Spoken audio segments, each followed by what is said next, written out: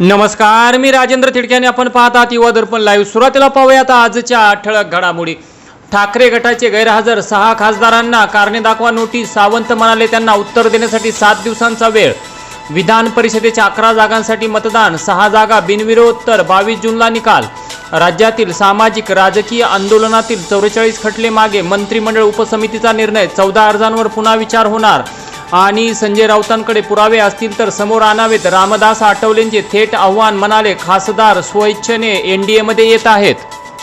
आणि आता बातमीपत्र बीड जिल्ह्याचं आणि राज्यातील इतर घडामोडींचं सविस्तर।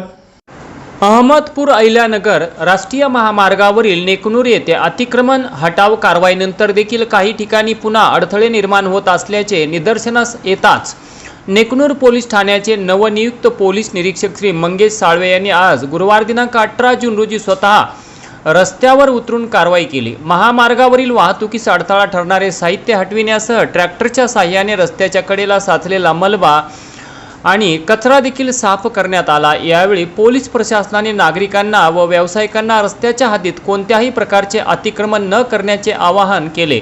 तर काही दिवसांपूर्वीच प्रशासनाने अतिक्रमण हटाव मोहीम राबवली होती। मात्र थोड्याच दिवसात पुन्हा अतिक्रमणधारकांनी अतिक्रमण केल्यामुळे वाहतुकीस अडथळे निर्माण होत असल्याचे निदर्शनास आल्यानंतर पोलीस निरीक्षक श्री मंगेश साळवे यांनी स्वतः फौज फाट्यासह रस्त्यावर उतरून परिस्थितीची पाहणी केली आणि स्वच्छता तसेच अतिक्रमण विरोधी कारवाईची अंमलबजावणी करून घेतली। पोलीस प्रशासनाच्या या सक्रिय भूमिकेचे नेकनूरकरांकडून जोरदार स्वागत करण्यात येत आहे। जून महिना अर्धा संपला तरी जालन्याच्या अंबड तालुक्यातील बारसवाडा परिसरात समाधानकारक पाऊस न झाल्याने शेतकऱ्यांची चिंता वाढली आहे। वाढत्या उष्णतेमुळे आणि पाणी टंचाईमुळे बारसवाडा येथील शेतकरी श्री विष्णू शेळके व सतीश माळकरी यांच्या शेतातील मोसंबी आणि ऊस पिकांना मोठा फटका बसत आहे। सध्या तापमान तब्बल 45 डिग्री सेल्सिअस पर्यंत पोहोचल्याने जमिनीतील ओलावा कमी झाला असून विहिरी व जलस्रोतांची पातळीही खालावली आहे। गावालगत असलेल्या गलाठी धरणातील पाणी साठ्यातही मोठी घट झाली असून धरणात केवळ 25%च पाणीसाठा शिल्लक असल्यामुळे शेतीसाठी पाणी उपलब्ध करून देणे आता कठीण बनत चालले आहे। दरम्यान खरीप हंगामाच्या तयारीसाठी शेतकऱ्यांनी महागडी खते व बियाणे खरेदी करून ठेवले आहेत। मात्र अद्यापही पावसाने हजेरी न लावल्याने पेरण्या रखडल्या असून शेतकरी आर्थिक संकटात सापडण्याची भीती व्यक्त केली जात आहे। पाऊस कधी पडणार याकडे सर्व शेतकऱ्यांचे डोळे लागले असून संपूर्ण परिसरात चिंतेचे वातावरण निर्माण झाले आहे। याच पार्श्वभूमीवर शासनाने शेतकऱ्यांना दिलासा देण्यासाठी कोणत्याही अटी व शर्ती न ठेवता 2 लाख रुपयांपर्यंत सरसकट कर्जमाफी जाहीर करावी अशी मागणी देखील शेतकऱ्यांकडून होत आहे। युवा दर्पण लाईव्हसाठी पंढरीनाथ माळकरी, बारसवाडा। धाराशिव, लातूर, बीड स्थानिक स्वराज्य संस्था विधान परिषद निवडणूक 2026 साठी आज दिनांक 18 जून 2026 रोजी मतदान प्रक्रिया अत्यंत उत्साहपूर्ण वातावरणात पार पडली। बीड येथील तहसील कार्यालयात भारतीय जनता पार्टीचे युवा नेते डॉक्टर योगेश भैया क्षीरसागर आणि नगर परिषदेच्या भारतीय जनता पार्टीच्या गटनेत्या डॉक्टर सारिकाताई क्षीरसागर यांच्या नेतृत्वाखाली भारतीय जनता पार्टीच्या सर्व नगरसेवकांनी एकत्रितपणे मतदान करून लोकशाही प्रक्रियेत आपला सक्रिय सहभाग नोंदवला। चित्र हे महायुतीसाठी नक्कीच चांगलं असणार आहे आणि बीडचा जर शहराचा विचार केला तर जास्तीत जास्त मतदान हे महायुतीच्याच पारड्यात पडणार आहे।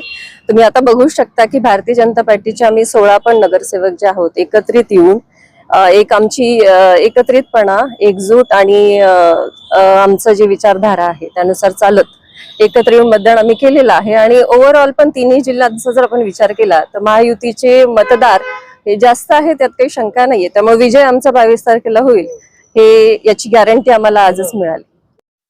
बीडच्या अन्न व औषध प्रशासन विभागाच्या अधिकाऱ्यांनी केज तालुक्यातील उमरी फाटा येथील विशाल डेअरीवर छापा टाकून केलेल्या तपासणीत अस्वच्छ व अनआरोग्यकारक वातावरणात हलवा व कलाकंद हे पदार्थ उत्पादित करत असल्याचे आढळून आले। या कारवाईत अधिकाऱ्यांनी 6,68,409 रुपये किमतीचा अन्न पदार्थांचा साठा जप्त करण्यात आला असून तपासणीच्या वेळी आढळून आलेल्या अस्वच्छ बाबींमुळे पुढील आदेश येईपर्यंत विशाल डेअरीचा परवाना निलंबित करण्यात आला आहे। विशाल डेअरीमध्ये अन्न सुरक्षा कायद्याचे सरळ उल्लंघन होत असल्याची गुप्त माहिती प्रशासनाला मिळाली होती। त्यावरून पथकाने रात्री छापा टाकला असता डेअरीच्या आत प्रचंड अस्वच्छता आणि कीटकांचा प्रादुर्भाव असल्याचे धक्कादायक वास्तव समोर आले असून अत्यंत धक्कादायक खुलासा झाला आहे।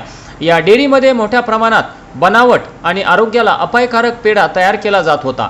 हा बनावट पेढा केवळ बीड जिल्ह्यातच नव्हे तर शेजारील व इतर जिल्ह्यांमधील नामांकित आणि मोठ्या देवस्थानांमध्ये प्रसाद म्हणून विक्रीसाठी पाठवला जात होता, अशी माहिती ही FDAच्या अधिकाऱ्यांनी दिली। सदरची कारवाई ही छत्रपती संभाजीनगर विभागाचे सह आयुक्त SR करकाळे यांच्या मार्गदर्शनाखाली सहाय्यक आयुक्त VV पाटील, दवी पाटील, अन्न सुरक्षा अधिकारी कुचेकर यांच्यासह बीड येथील नरवाडे, गाडे आणि खंदारे यांच्या पथकाने मिळून केली। दरम्यान या कारवाईमुळे बीड जिल्ह्यात तयार केल्या जाणाऱ्या सर्वच अन्न पदार्थांच्या निर्मिती प्रक्रियेवर प्रश्नचिन्ह उपस्थित होत असून आपण खाद्यपदार्थ खातोय की स्लो पॉयझन खातोय याबाबत नागरिकांमध्ये दबक्या आवाजात चर्चा केली जात आहे। दिनांक 16/6/2026 रोजी पेठ बीड पोलीस ठाण्याचे PI श्री निलेश केळे यांना गुप्त माहिती मिळाली की गांधीनगर भागात राहणारी कमलबाई राधाकिशन खंडागळे वय 70 वर्षे ही महिला झाडू बनवण्याचा व्यवसाय करत असून त्या आडून तरुण मुलांना गांजा पिण्याच्या नशेच्या विळख्यात ढकलत आहे।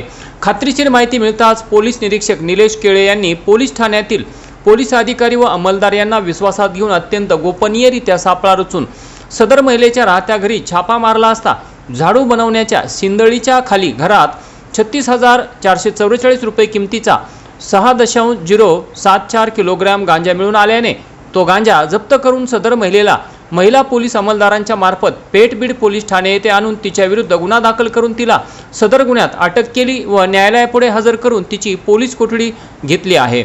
या गुन्ह्याचा तपास API नित्यानंद उबाळे हे करत आहेत, तर सदरची कारवाई ही पोलीस अधीक्षक श्री नवनीत कावत, प्रभारी पोलीस अधीक्षक श्रीमती चेतना तिडके, अप्पर पोलीस अधीक्षक समीर शेख, DYSP IPS श्री वेंकटराम यांच्या मार्गदर्शनाखाली पेठ बीड ठाण्याचे PI Nilesh Kele, API Nityanand Ubale, police constable Subhash Mote, Nitin Rathod, Ugale, Mane, Bahir, Gujar, Audumbar Giri, Parjane तसेच महिला पोलीस रंजना सांगळे, रेश्मा जाधव यांनी मिळून केली।